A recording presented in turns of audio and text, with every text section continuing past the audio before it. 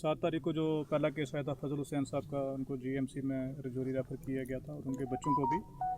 तो उसके बाद जो 12 तारीख को दूसरा केस आया और उसके बाद ही जो इन्वेस्टिगेशन को एक्सपीडाइट किया गया है। पहले ये एक आइसोलेटेड केस फूड पॉइजनिंग का लग रहा था या पॉइजनिंग इन फूड, और 12 तारीख को हमारी चीफ मिनिस्टर साहब से मुलाकात हुई थी। उस दिन से लेके आज दिन तक की जो भी इन्वेस्टिगेशन हुई है, जो भी कार्रवाई हुई है, मैं तो ऑलरेडी मीडिया को बता चुका हूँ।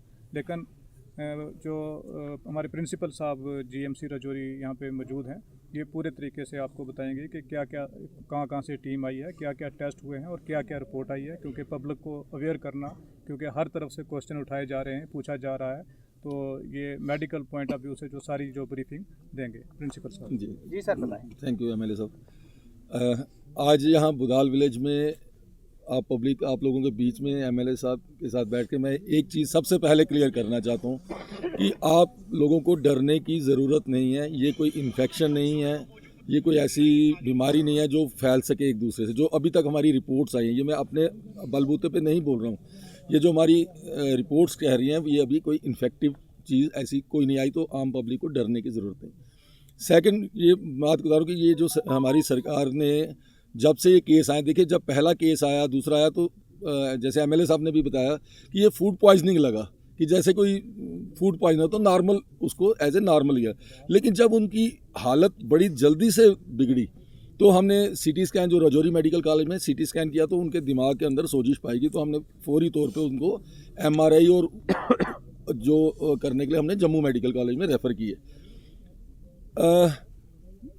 एक बात तो अभी तक क्लियर है, जो देखिए सरकार ने, एमएलए साहब ने, हमारे सेक्रेटरी साहब ने, आपके डिस्ट्रिक्ट डेवलपमेंट कमिश्नर साहब ने पूरी जान लगाई। तो पूरे हिंदुस्तान के जो भी प्रीमियर इंस्टीट्यूट हैं, आप पीजीआई चंडीगढ़ ले लीजिए, आप नेशनल इंस्टीट्यूट ऑफ वायरोलॉजी ले लीजिए, आप टॉक्सिकोलॉजी इंस्टीट्यूट लखनऊ ले लीजिए, कोई आईसीएमआर का इदारा ले लीजिए, तो कोई भी ऐसा इदारा नहीं था जहाँ पे एक टीम यहाँ पे नहीं आई। और हर टीम एक पर्पज़ के लिए आई, हर टीम का एक पर्पज़ था। एनआईवी टीम पुणे से जो आई थी वो वायरस खोज रही थी, पीजीआई की टीम वायरस बैक्टीरिया खोज रही थी, जो लखनऊ की टीम है वो कोई ऐसा कोई जहरीला तत्व अगर खाने में है तो वो खोज रही है। सो हर जो आपके पास टीम्स आई हैं वो हर एक मोटिव के साथ आई हैं।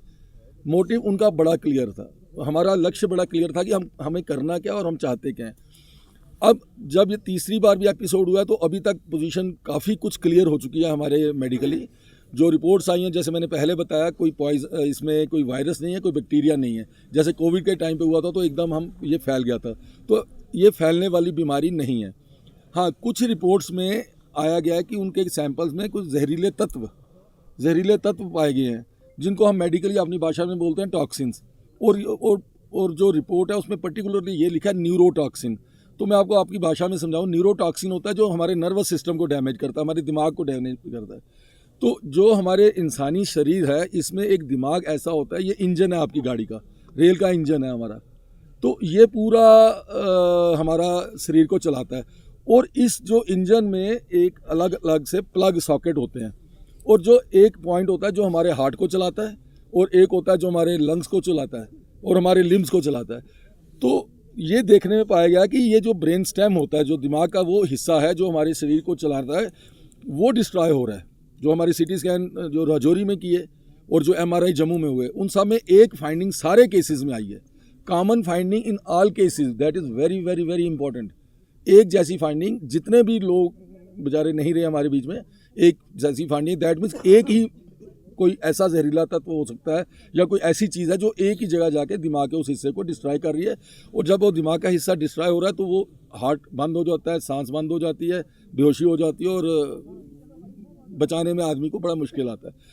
अब दूसरी इंपॉर्टेंट बात, जैसे एमएलए साहब से भी, अभी जावेद साहब से भी मेरी बात हो रही थी, कि लोगों में ये एक है कि कोई 4 दिन में बीमार हो रहा है, कोई 2 दिन में बीमार हो रहा है, कोई 7 दिन में बीमार हो रहा है, कोई 10 दिन में बीमार हो रहा है। तो उसका भी हमारे पास एक कि जब हमने ये ढूंढ लिया, जब हमने, हमारे डॉक्टर्स ने, हमारे जो रिसर्च करने वाले साइंटिस्ट हैं, उन्होंने ये खोज लिया कि ये कोई ऐसी चीज़ है जो दिमाग को जाके दिमाग के उस हिस्से को तबाह कर रही है। तो अब जब दिमाग होता है ना, तो दिमाग कुदरत ने एक बहुत बड़ा इंपॉर्टेंट हिस्सा है हमारे शरीर का, तो इसको कवर किया, तभी तो ये खोपड़ी हमारी सबसे सख्त होती है, सबसे सख्त। और इस खोपड़ी के अंदर एक और लेयर होती है, जैसे आप घर में दीवार बनाते हैं, तो दीवार के उस पार अलग है और इस पार अलग है। तो हमारे दिमाग दिमाग और खोपड़ी के बीच में एक और दीवार होती है। ये बाहर से जो देख रहे हो हड्डी है, इसके अंदर खोपड़ी है जिसको ब्रेन बोलते हैं, और इन दोनों के बीच में एक और दीवार है, उसको हम मेडिकल भाषा में बोलते हैं ब्लड ब्रेन बैरियर। अब कोई भी चीज़ जब हम खाते हैं, हमारे दिमाग तक पहुंचने के लिए उसको वो दीवार क्रॉस करनी है। अब मैं आपको वो बताता हूँ कि कोई 72 घंटे में ज़्यादा सीरियस हो गया, कोई 4 दिन में हुआ, कोई 8 दिन में हुआ, कोई 10 दिन में हुआ। अब दीवार आपने बनाई है, अब कोई बंदा करता है कि यार मिट्टी की दीवार बना देता है, कोई करता है ईंटों की दीवार बनाता है, कोई पत्थर की बनाता है, कोई सीमेंट की मजबूत सरिये डाल के दीवार बनाता है। तो ये दीवार कितनी मजबूत है उस पर डिपेंड करता है वो जो जहरीला तत्व है दिमाग में कितनी जल्दी से घुसेगा। अगर वो दीवार कमज़ोर है तो वो जो जहरीली चीज़ है वो दिमाग में 48-72 घंटे में घुस रही है और वो दिमाग को डिस्ट्रॉय कर रही है और आदमी को बचाया नहीं जा पा रहा। किसी की दीवार, ये ब्लड ब्रेन बैरियर थोड़ा स्ट्रांग है, उसने ईंटों की बनाई है, उसको हो सकता है 3 दिन लग रहे हैं। किसी की तो बड़ी मजबूत है, उसको लगता है 8 दिन लग रहे हैं। तो ये वजह जो हमारे साइंटिस्ट ने, हमारे डॉक्टरों ने खोजी है कि वक्त में क्यों है। अगर भाई एक ही चीज़ सबने खाई है, एक ही टाइम पे खाई है, तो सभी 48-72 घंटे में क्यों नहीं ज़्यादा बीमार हो गए।